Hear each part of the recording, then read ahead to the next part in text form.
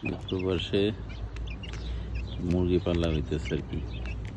প্রতিদিন সকালবেলা উঠা এই মুরগির মুরগির খোপ এখানে মুরগি রাখা হয়। সকালবেলা উঠে মুরগি ছেড়ে দিই আর খাবার দিই, পয়সা থাকে আমার জন্য।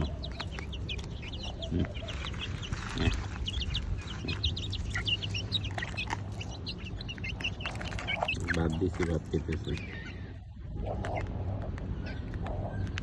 12টা মুরগি কেনা হয়েছিল, এখন 7টা আছে।